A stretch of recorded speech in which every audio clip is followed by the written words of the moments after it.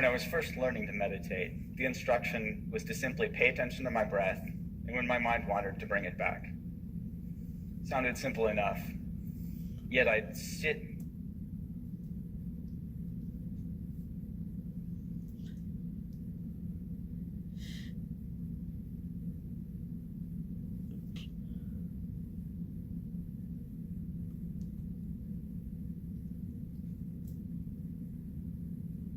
on these silent retreats, sweating through t-shirts in the middle of winter.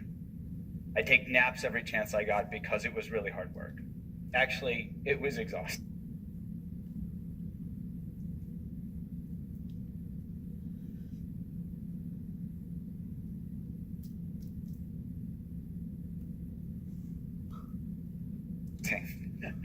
The instruction was simple enough, but I was missing something really important. So why is it so hard to pay attention? Well, studies show that even when we're really trying to pay attention to something, like maybe this talk, at some point about half of us will drift off into a daydream or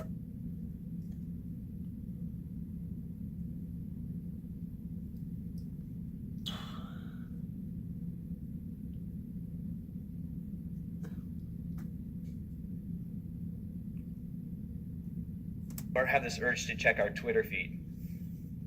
So what's going on here? It turns out that we're fighting one of the most evolutionarily conserved learning processes currently known in science, one that's conserved back to the most basic nervous systems known to man. This reward-based learning process is called positive and negative reinforcement and basically goes like this. We see some food that looks good, our brain says, calories, survival. We eat the food, we taste it, it tastes good, and especially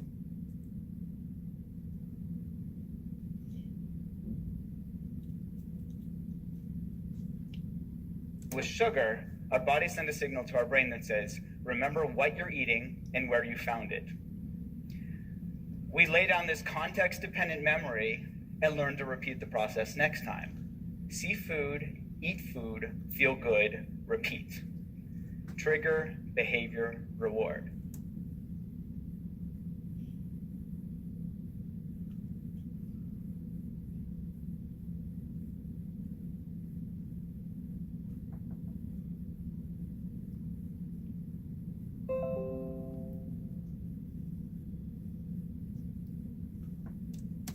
Simple, right? Well, after a while, our creative brains say, you know what? You can use this for more than just remembering where food is. You know, next time you feel bad, why don't you try eating something good so you'll feel better? We think our brains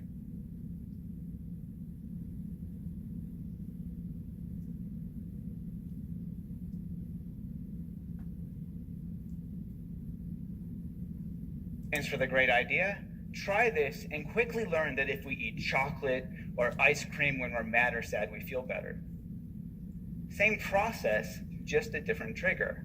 Instead of this hunger signal coming from our stomach, this emotional signal, feeling sad, triggers that urge to eat.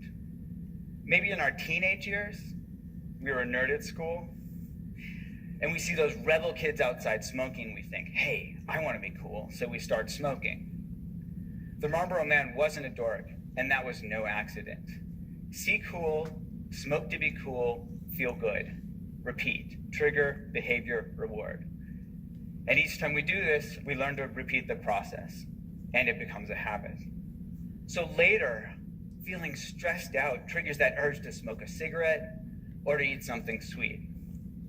Now with these same brain processes, we've gone from learning to survive to literally killing ourselves with these habits. Obesity and smoking are among the leading preventable causes of morbidity and mortality in the world. So back to my breath, preventable causes of morbidity and mortality in the world. So back to my breath, really killing ourselves with these habits. Obesity and smoking are among the leading preventable causes of morbidity and mortality in the world. So back to my breath. What if instead of fighting our brains or trying to force ourselves to pay attention, we instead tapped into this natural reward-based learning process, but added a twist? What if instead we just got really curious about what was happening in our momentary experience? I'll give you an example. In my lab, we studied whether mindfulness training could help people quit smoking. Now, just like trying to force myself to pay attention to my breath, they could try to force themselves to quit smoking. And the majority of them had tried this before and failed, on average 6 times.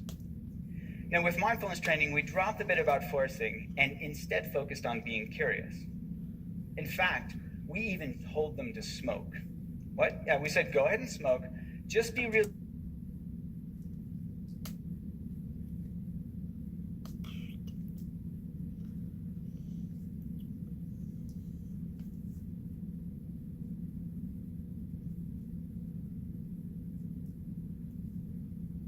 really curious about what it's like when you do. And what did they notice? Well, here's an example from one of our smokers. She said, mindful smoking smells like stinky cheese and tastes like chemicals. Yuck. Now, she knew cognitively that smoking was bad for her. That's why she joined our program. What she cognitively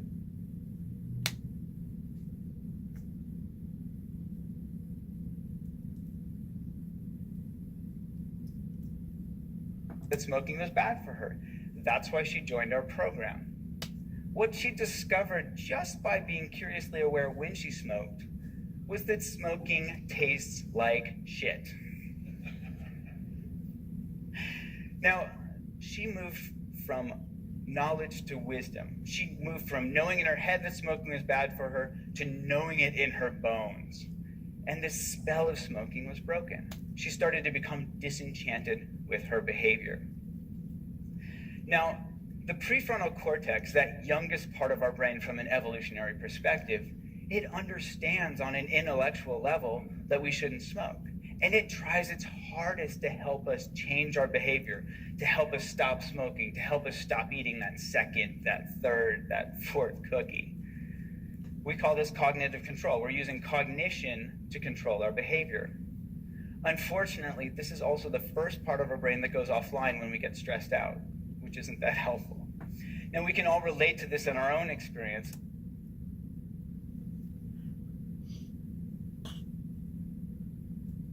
We're much more likely to do things like yell at our spouse or kids when we're stressed out or tired, even though we know it's not going to be helpful. We just can't help ourselves. Now, when the prefrontal cortex goes offline, we fall back into our old habits, which is why this disenchantment is so important. Seeing what we get from our habits helps us understand them in a deeper level, to know it in our bones, so we don't have to force ourselves to hold back or restrain ourselves from a level.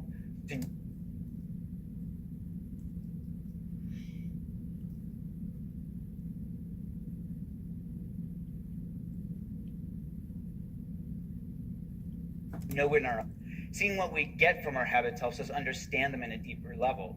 To know it Seeing what we get from our habits helps us understand them in a deeper level.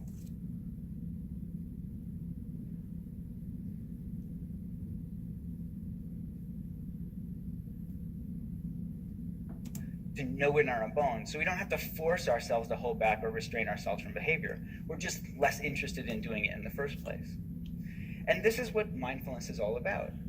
Seeing really clearly what we get when we get caught up in our behaviors, becoming disenchanted on a visceral level, and from this disenchanted stance, naturally letting go. This isn't to say that, poof, magically we quit smoking, but over time, as we learn to see more and more clearly the results of our actions, we let go of old habits and form new ones. The paradox here is that mindfulness is just about being really interested in getting close and personal with what's actually happening in our bodies and minds from moment to moment. This willingness to turn toward our experience rather than trying to make unpleasant cravings go away as quickly as possible. And experience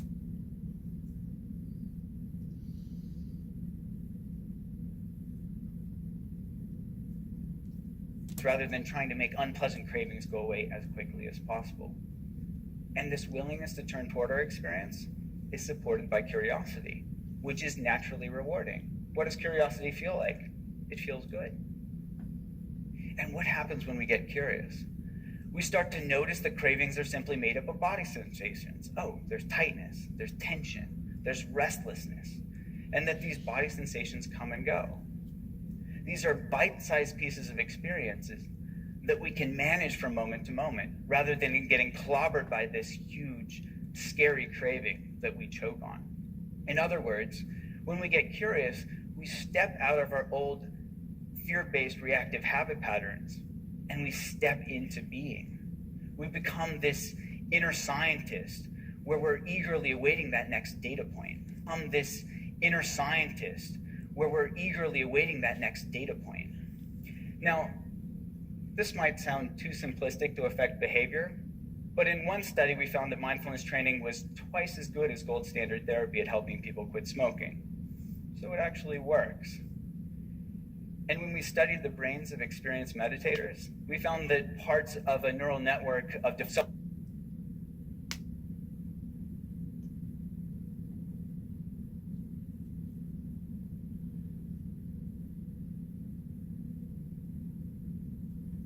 self-referential processing called the default mode network were at play. Now, one current hypothesis is that a region of this network called the posterior cingulate cortex is activated not necessarily by craving itself, but when we get caught up in it, when we get sucked in and it takes us for a ride.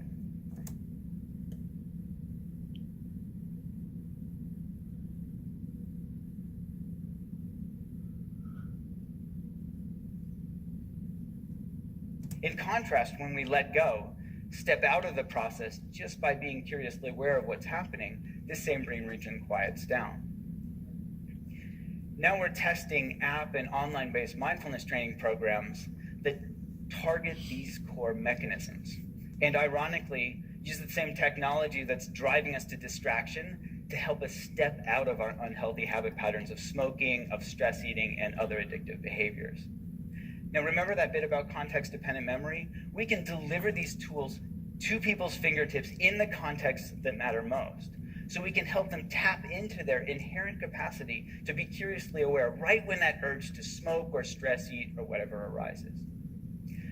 So if you don't smoke or stress eat, maybe the next time you feel this urge to check your email when you're bored or you're trying to distract yourself from work, or maybe to compulsively respond to that text message when you're driving, see if you can tap into this natural capacity. Just be curiously aware of what's happening in your body and mind in that moment.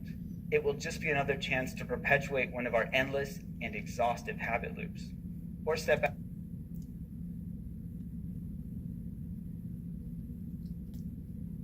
out of it.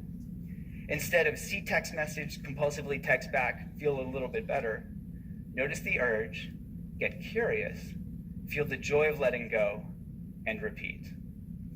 Thank you.